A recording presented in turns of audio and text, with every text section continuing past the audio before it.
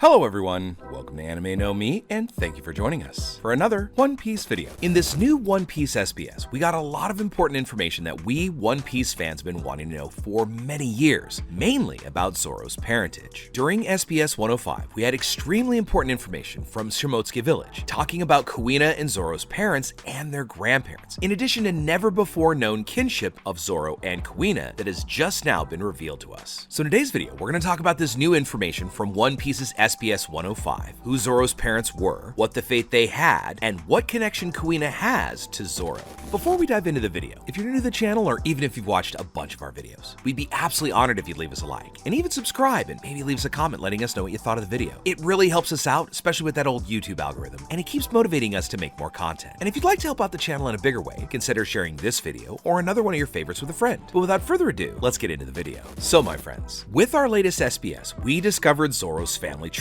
in One Piece, a case that is completely informing us about the origin of the swordsman from our Straw Hat crew. Because of all the many questions that have been thrown at Oda over where Zoro came from and what connection he had to Oda, he finally drew out the line of the family tree. And the founding line, or the very first line of that family tree, shows Shimotsuki Kozaburo and his sister Shimotsuki Furiko. Kozaburo married a village girl, and these two individuals are Kuina's grandparents. Meanwhile, Kozaburo's sister married a village swordsman named Roanouro Zoro, and these two are Zoro's grandparents, causing a lineage of the two brothers to form their family lines, the Shimotsuki and the Roanouro. In the next generation from Kozaburo's generation, we see that his son, Koshiro, married a village girl, just like his father, and this is Kuina's parents. As for Zoro's family, Furiko and Roanouro Zoro had a son named Roanouro Arashi, in which he married a criminal named Tara, who was the daughter of a very powerful and fameless bandit that had been around the island. Unfortunately, we did not learn the name of Koshiro's wife, therefore Kuina's mother, so we still have a little bit of mystery there. But Roanouro Arashi and Tara had a son that we know today as Roanouro Zoro, a great swordsman that during his childhood trained in his uncle's dojo and was the biggest rival of his distantly related cousin Kuina, but they were still related by blood. So through this SBS, it was confirmed that although Roanouro Zoro is not actually from Wano, he does descend from people who came from that village, and he learned the phrase Tsunachi from Kozaburo, his grandmother's brother. And of course, Furiko and Kozaburo were from Wano, and it's for this reason that Zoro and Kuina are descendants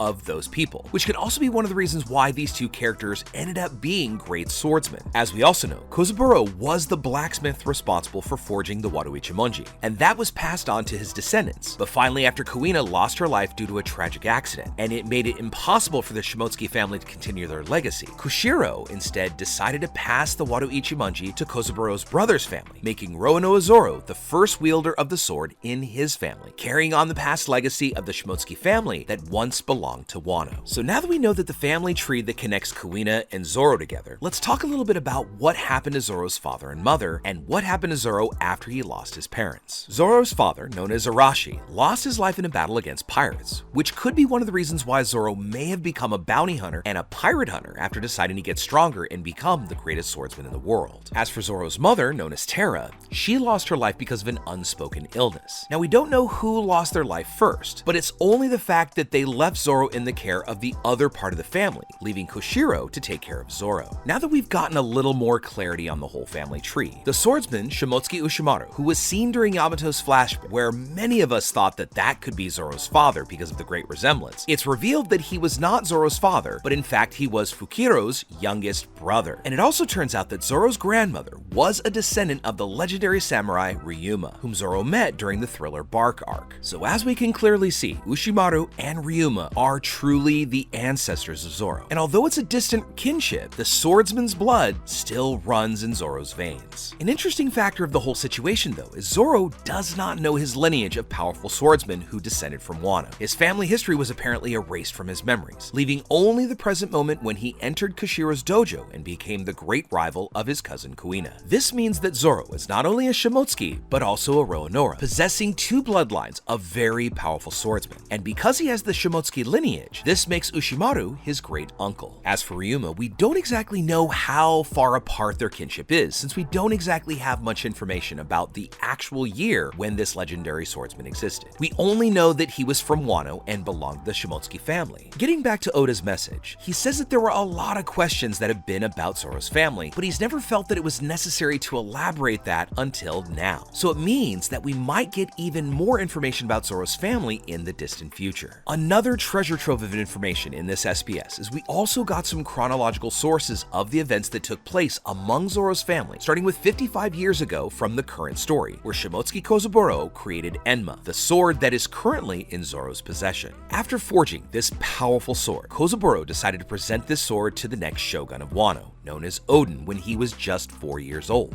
After some time, he then decided to leave Wano with his older sister Furiko, and a carpenter named Minatomo, and 25 other people who we don't have much other information about, so they must be scattered around the world of One Piece. After that, 52 years ago, this group of people who had come from Wano ended up saving a village and formed a group in the East Blue of Bandits. 10 crew members decided to settle in that small village, and they formed Shimotsuki Village. So because of this information, we now have a bit more clarity about what happened before Zoro's birth, and also got real good information about Zoro's true past, revealing his parents and even his other relatives. And we also now really have a much better idea of where Zoro came from, how he lost his parents because of those previously mentioned incidents, where Zoro's mother lost her life due to an illness and his father was killed while confronting pirates. Because of this tragedy, Zoro then came to be taken care of by Kushiro, who gave him food and a place to live, and also allowed Zoro to train in his dojo to perfect his swordsmanship techniques. As Kuina comes into the picture, we now know that they were basically raised together, and they became great rivals and friends, forming an unbreakable bond that one of them would become the greatest swordsman in the world in the future. This promise and dream meant that each of them gave their maximum effort to achieve the goal, training and fighting against each other until they could finally achieve the goal. But again, due to that tragic twist of fate, Kuina lost her life during that fatal accident. This of course leads us to that unbelievably bittersweet incident where Zoro promises to fulfill both his dream and Kuina's dream, honoring the memory of that extremely important person who was a part of his childhood and also belonged to his own family. And this also brings us to an interesting twist that shows why Kushiro was willing to pass the sword on to Zoro. Kushiro realized that the sword, the Wado Ichimonji, created by his father Kozaburo, could no longer be passed on to the descendants of the Shimotsuki family, because he no longer had a descendant to inherit it. But because Zoro is also a part of the Shimotsuki family, Kushiro decided to give him the sword, allowing Zoro to continue the legacy of the family that he too belonged to, although Zoro didn't ever know it. So now that Zoro is the main descendant of the Shimotsuki family, he carries the legacy that passes that family's name forward, carrying the names of many powerful swordsmen and samurai on his back and from his past. This legacy that was born in Wano is now in Zoro's hands and runs through his veins. And currently Zoro carries two of the most incredibly powerful swords ever made in Wano that were both forged by Kozaburo in the past, therefore carrying even more of his family's legacy with him. So in closing, we, as well as most of the fandom, is gonna probably hope that Oda will still reveal more about Zoro's family, telling us a little bit more about the complete story of Roronoa Arashi and Terra, revealing their faces and possibly giving us a little bit more detail about how they may have lost their lives. There may even be a big secret, a revelation that Zoro's father or mother may have left him, allowing Zoro to have an even bigger backstory within the One Piece universe. And it may be foolish to say this, but there may even be that possibility that his parents left a powerful sword for Zoro, a sword that would complete the other two forged by Kozaburo, giving Zoro all the tool he needs to become the greatest swordsman in the world. This would allow Zoro to possess 3 of his family's swords, carrying the legacy of Shimotsuki and Roronoa on his back and in his mouth, where he can conquer his dreams through these 3 blades. So with all that said, my friends, we'd now love to know what you think about it. What was your take on this revelation? And what else would you like to see revealed about Zoro? And also, where do you think Zoro might come up with that 3rd blade? Here on the channel, we have a video where we talked about the possibility of Zoro inheriting another Kitetsu sword, perhaps being the best of the 3, which is one of the 12 supreme grade blades. Although we don't know where that 3rd Kitetsu blade is, it still is out there for Zoro to find. Let us know what you think about all that in the comments below. So as we wrap up our video for the day, we'd like to thank you all so much for watching the video, especially those of you who've made it here to the very end.